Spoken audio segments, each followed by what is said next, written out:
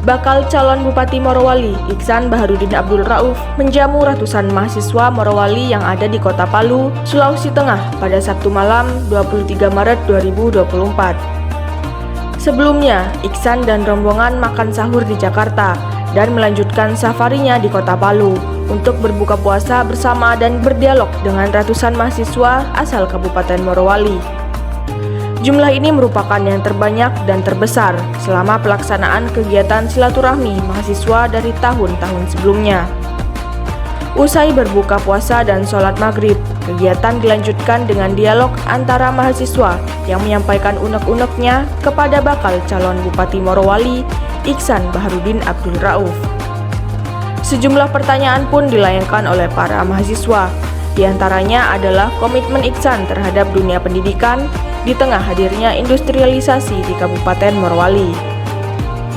Dalam penjelasannya, Iksan menyampaikan komitmennya untuk mengedepankan sektor pendidikan sebagai tonggak perkembangan kualitas sumber daya manusia atau SDM generasi penerus Morowali.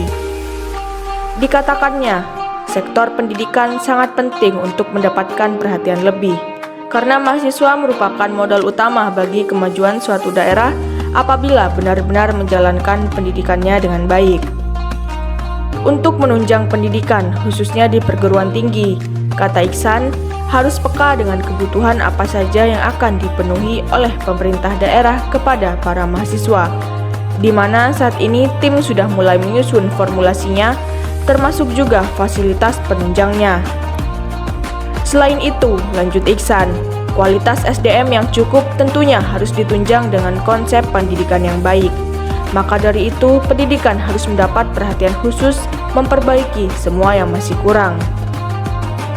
Salah satu contoh adalah kekurangan dokter ketika disekolahkan keluar dengan pembiayaan pemerintah daerah, namun tak lama setelah selesai malah pulang di daerah asalnya. Hal itu menurut Iksan tidak boleh lagi terjadi, dengan cara harus menyediakan putra daerah untuk disekolahkan agar bisa kembali lagi mengabdi di daerahnya sendiri. Iksan juga berharap agar para mahasiswa tidak hanya berpikir ketika selesai menempuh pendidikan, harus bekerja di pabrik kawasan industri, namun masih banyak basic yang lain yang lebih menjanjikan. Mahasiswa itu atau adik-adik semuanya itu bagian aset daerah yang betul-betul yang perlu diperhatikan.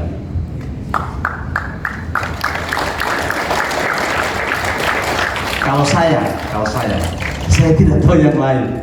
Kalau yang lain aku tahu Rio, aku nak mau ngekominya, tapi kalau saya secara pribadi dan hati nurani saya, pendidikan atau anak-anak yang mencari konsep SDM mencari pendidikan di luar sana adalah sesuatu hal aset daerah.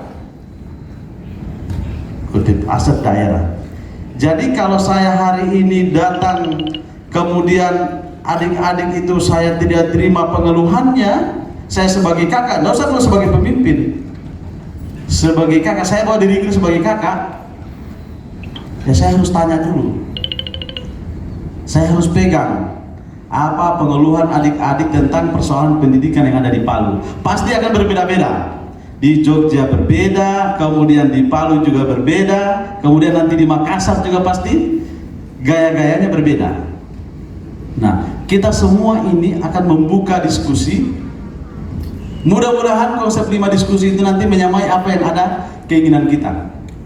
Bukan keinginan secara pribadi, tapi keinginan secara merata dari semua adik-adik mahasiswa, baik itu angkatan yang baru ataupun yang sudah selesai ataupun yang nanti akan melanjutkan studinya menuju dari S1 ke S2 dan mungkin sampai seterusnya dan seterusnya. Oleh karena itu, kita hadir semua untuk membangun Morowali. Karena kalau saya secara pribadi, saya tidak ingin melihat kita punya daerah itu hancur. Tidak ada satupun manusia atau adik-adik ini akan melihat daerah ini akan hancur.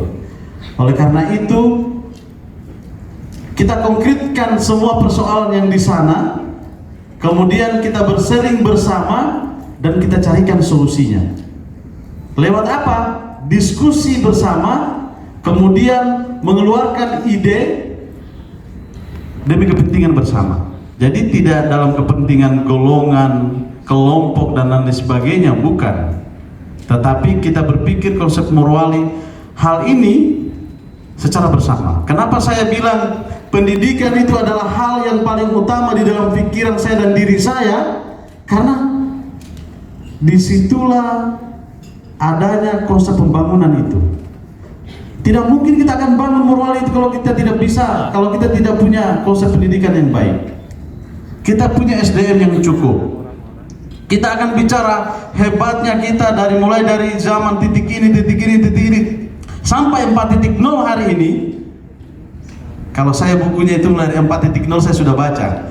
Sampai saya bilang kalau diibaratkan teknologi itu dari mulai istrika, arang sampai istrika sekarang hari ini ditaruh di atas baju sudah tidak hangus. Kita bayangkan itu, saya baca bukunya. Jadi jangan pernah ragu. Adik-adik tidak perlu ragu tentang apa masa depan morwali akan dibawa dari konsep mulai dari arah pendidikan.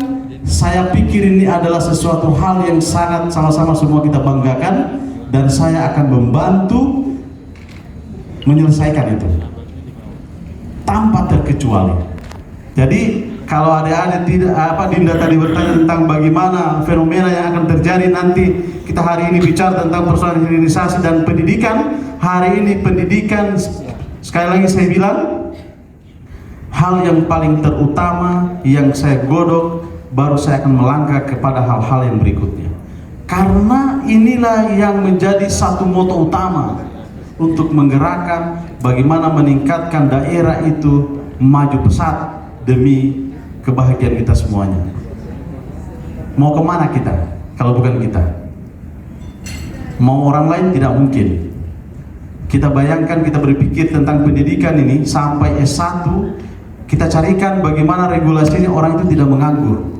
Kalau dia punya cita-cita S1 jadi S2, kalau dia tidak mampu, kita akan membuatkan satu regulasi bagaimana caranya dia melanjutkan sekolahnya. Kemudian pemerintah berproaktif, ada di mana dia dalam posisi itu. Kemudian kita lihat dari sisi kesehatan misalnya. Hari ini kita tanya berapa dokter kita yang ada di sana. Siapa yang mau sekolah dokter? Banyak anak-anak yang akan sekolah dokter. Tapi tidak disupport itu. Betul tidak? Betul? Bayangkan itu terjadi. Satu contoh, saya punya teman dokter disekolahkan oleh Pemda, pulang Fadili Kampuno, karena Rayo Kampuno.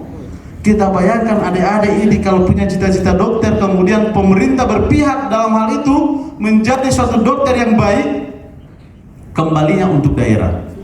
Para pendidik-pendidik yang lain. Jadi kita tidak hari ini kita tidak berpikir bahwasanya hari ini seperti ini saya akan sekolah pulang akan kerja, bukan itu saya. Saya tidak mengarahkan adik-adik itu akan sekolah selesai ke pabrik, tidak.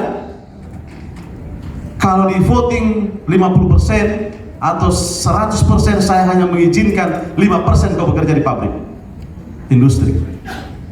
Saya tolong bekerja membangun daerah, bukan cuma itu. Kita ini banyak basic. Daerah kita maju, manfaatkan itu. Hari ini didatangi kita, rezeki itu, industri itu rezeki yang datangi kita. Kita manfaatkan itu. Kita buka pola pikir kita untuk berpikir bagaimana daerah itu berpikir membantu kita, dan apa yang ada di dalam hari ini daerah kita manfaatkan dengan baik. Kita buka pola pikir kita semuanya, adik-adik. Jangan pernah kita terlena. Hari ini kita dikirimkan uang 2 juta, 3 juta, kita foya-foyakan itu untuk tidak sekolah. Karena apa? Nanti kita akan kembali ke sana. Kalau kita tidak lakukan itu, maka kita adalah orang yang akan terlambat, maka daerah kita tidak akan menjadi baik. Kira-kira seperti itu. Ya, Dinda? Usai dialog dan beristirahat, Iksan kemudian berfoto bersama para mahasiswa yang semakin memperlihatkan keakraban antara bakal calon pemimpin daerah dengan rakyatnya. Dari Kota Palu, Sulawesi Tengah, Bams Ari, Expos Update melaporkan. Iber!